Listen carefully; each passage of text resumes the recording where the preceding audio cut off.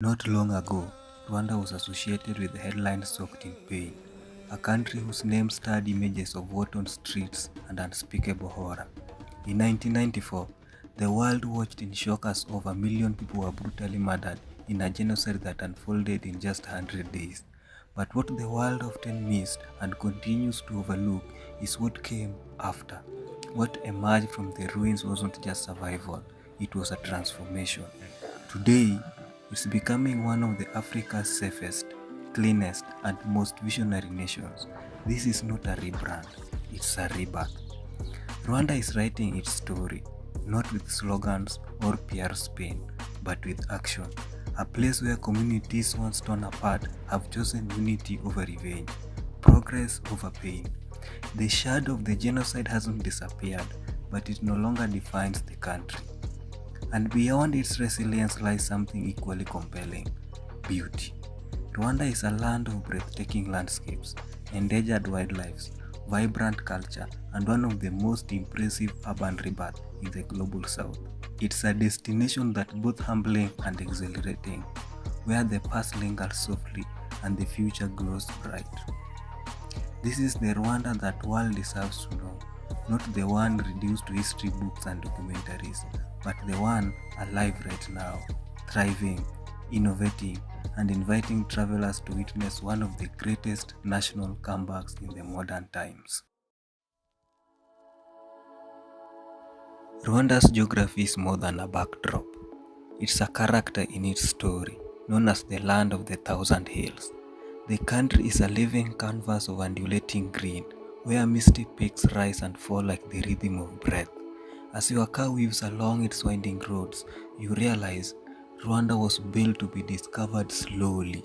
Every turn reveals a new hill, a deeper valley, another secret tucked into the terrain.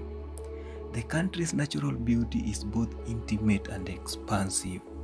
Tea plantations stretch like velvet carpets over the slopes. Lakes gleam like mirrors tucked between folds of earth, and volcanoes, silent and sacred, stand as guardians on the horizon. It's no exaggeration to say Rwanda feels untouched. There's a serenity here that's rare, even in the most remote parts of the world. But what makes Rwanda's landscape special isn't just the view, it's how deeply they tied to the people. Farming isn't a job, it's a lifestyle passed through generations. Communities live in harmony with the land, sustaining it while drawing life from it. Tourism here isn't invasive, it blends. Whether you are trekking up Mount Bisoke or riding a boat on Lake Kivu, you are not just passing through, you are part of the rhythm. In a world obsessed with fast-paced cities and Insta-famous destinations, Rwanda offers something rare: presence. The kind that makes you pause, breathe, and remember that travel isn't just about what you see, it's about how a place makes you feel.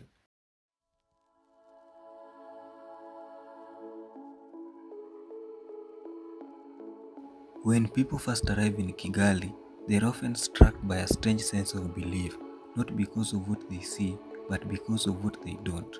No trash, no chaos, no honking horns or aggressive street vendors. It's a capital city, yes, but one that defies every stereotype of what people expect from an African metropolis. Kigali isn't just clean, it's immaculate. Streets are swept daily, plastic bags are banned, and on the last Saturday of every month, the entire country pauses for Umuganda, a national day of community service where citizens, from the president to the farmer, pick up tools and clean together. It's not just for show. Safety and cleanliness are part of Rwanda's DNA now, a direct response to the chaos of its past. The government, shaped by the lessons of 1994, understood that national healing had to be physical as well as emotional. Order and hygiene became a statement. We are building from the ground up, literally, and the results are astonishing. Kigali is frequently ranked as one of the safest cities in Africa. Tourists walk freely at night, locals leave phones unattended at cafes, police are friendly, helpful, and rarest of all, trusted. But Kigali isn't just polish, is progressive. The skyline is growing, not chaotically, but thoughtfully. Rwanda is pushing towards smart city infrastructure. Think green building, efficient public transport, and even plans for an entire new eco-city called Vision City. There is Wi-Fi on buses, solar-powered streetlights, and tech hubs rising like seeds in a fertile soil. This is not a capital loss in its past, it's sprinting into the future. Still, what truly makes Kigali special isn't its policies, it's the people. There is a quiet pride that flows through everyday conversations. Locals don't brag, they invite. They don't sell their city, they share it. You notice it when a stranger walks you across the street or a cafe owner remembers your name the next day. Kigali is more than safe and clean. It's human, it's kind, and it might just be one of the most underrated capital cities in the world. In the dense, mist-wrapped jungles of Volcanoes National Park, something ancient still breathes, the mountain gorilla. One of our closest genetic relatives lives here in a quiet majesty. Fewer than 1,100 remain on Earth, and over one-third are protected in Rwanda. To meet them, you don't watch from a safari vehicle or behind glass. You trek through the forest, you earn the moment, and when it comes, when a silverback locks eyes with you, it's not adrenaline you feel, it's reverence. This isn't just wildlife tourism, it's a sacred ritual led by experts, trackers, and conservationists. Visitors climb through bamboo grooves and stinging nettles, sometimes for hours, just to spend 60 minutes with a single gorilla family. But those 60 minutes, they stay with you forever. A mother cradles her infant with uncanny tenderness. Youngsters tumble and play like toddlers. The silverback watches silently, aware of your presence but unbothered. It's not a show, it's a glimpse into a world we nearly destroyed. And that's the point. Rwanda's conservation efforts are not just about preserving gorillas, they are about redemption for the planet and for the country. After the genocide, Rwanda's national parks were abandoned, its wildlife poached, its forests stripped, but slowly, deliberately, the country rebuilt its relationship with nature. Today, Volcanoes National Park is a model for ecotourism. Gorilla trekking permits fund anti-poaching teams, community projects, and forest regeneration. Local villagers are no longer cut off from the park, they are part of its protection. Everyone has a stake.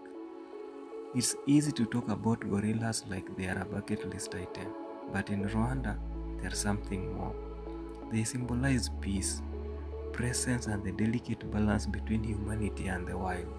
You don't leave a gorilla trek with photos, you live with perspective, and perhaps, for a fleeting moment, the overwhelming realization that we are not the masters of this planet, we are simply guests. There are countries that move forward by forgetting their past, and then there is Rwanda, a nation that has chosen to remember, to reflect, and to heal, not by burying its history, but by confronting it head-on. In 1994, Rwanda was the site of one of the most horrifying genocides in human history. In just 100 days, over 1 million Tutsis and moderate Hutus were slaughtered by their neighbors, co-workers, even friends. It wasn't a war, it was a collapse of humanity, and yet, out of that darkness, something unthinkable happened. The country didn't break, it rebuilt, forgave. Communities built homes for the families of their former enemies. Prisoners returned to rebuild the village they helped destroy. It wasn't perfect, it wasn't easy, but it was revolutionary. Rwanda showed the world that healing doesn't come from silence, it comes from accountability, from owning pain, not hiding from it, and from building something stronger in its place. That strength echoes in every Rwandan today. It's in the resilience of a genocide survivor who now teaches children about peace. It's in the pride of a police officer who once lived in fear, and it is in the voice of a tour guide who tells you without bitterness, we are one people now. Rwanda's recovery isn't just inspiring, it's a blueprint, a living example of what's possible when a nation refuses to be defined by its worst chapter and instead becomes an author of something far more powerful in its own rebirth. When people think of Africa, innovation isn't usually the first word that comes to mind, but Rwanda is flipping that narrative and flipping it hard. This is a country that not only rebuilt after catastrophe, but used the moment to leapfrog into the future. While others were debating how to recover, Rwanda was already laying fiber optic cables, launching drones, and drafting a vision to become Africa's next tech powerhouse. This isn't just a comeback, it's a masterclass in reinvention. One of the most jaw-dropping examples is the zip line, a drone delivery system that is situated in Rwanda. In rural areas where roads are unreliable and time is critical, these high-speed drones carry blood, vaccines, and medical supplies to remote clinics in under 30 minutes. It's faster than ambulance, more consistent than maybe helicopters, and is now a model being copied by other countries around the world and Africa. But in Rwanda, it's already old news. The country is on to the next breakthrough, from coding academies to AI labs to blockchain-based public services. And it's not just about gadgets and buzzwords. Rwanda is investing in human capital. The government has partnered with international institutions to bring top-tier education into the country. Carnegie Mellon has a campus in Kigali. Google and Andela are recruiting from local talents. Young Rwandans aren't waiting to immigrate for opportunities, they are building them right at home. Kigali is buzzing with co-working spaces, startup incubators, and a tech culture that's both grassroots and government-backed. All of this is part of Vision 2050, Rwanda's long-term development plan to become a middle-income knowledge-based economy within a generation. And when Rwanda sets a goal, the world has learned to pay attention because this country doesn't just dream, it executes quietly and relentlessly. While the global media continues to frame Rwanda in the past tense, the nation is already living in the future. The only question is, how long before the rest of the African countries catches up? If Rwanda's landscape captures your eyes and its innovation captures your mind, then its culture will capture your heart. This is a country where ancient traditions aren't relics of the past. They are living, breathing parts of everyday life. Listen closely and you'll hear the echo of Ikoma drums in the hills. Watch a wedding and you'll see dancers moving with a grace passed down through generations. Rwanda's culture is quiet, not showy, but it runs deep like roots beneath volcanic soil. Start with the coffee. Rwanda doesn't just grow it, it reveres it. The country's high altitude and rich volcanic earth produce some of the world's most sought after beans. But it's more than a product, it's a ritual. You'll see farmers handpicking cherries at sunrise, roasters treating their craft like an art, cafes in Kigali that could rival anything in Brooklyn or Berlin, yet with something more, authenticity. When you sip coffee in Rwanda, you are tasting legacy, the pride of thousands of small-scale growers who turn their struggle into one of the most country's biggest export. And then there is Lake Kivu. It's not just a body of water, it's a sanctuary, a place where time slows down and connections deepen. Local gathers at the shoreline for music, fishing, laughter. Travelers often come here to escape the noise of the world and end up staying longer than they planned. Whether it's a fisherman telling stories under the stars or a school teacher inviting you for ugali and grilled tilapia, Rwanda has a way of making strangers feel like family. Because at its core, Rwanda isn't just about what you see, it's about how you are welcome. This is a country where people have been through the most unimaginable and still choose kindness. Where history isn't hidden, it's honored. And where the future isn't feared, it's embraced.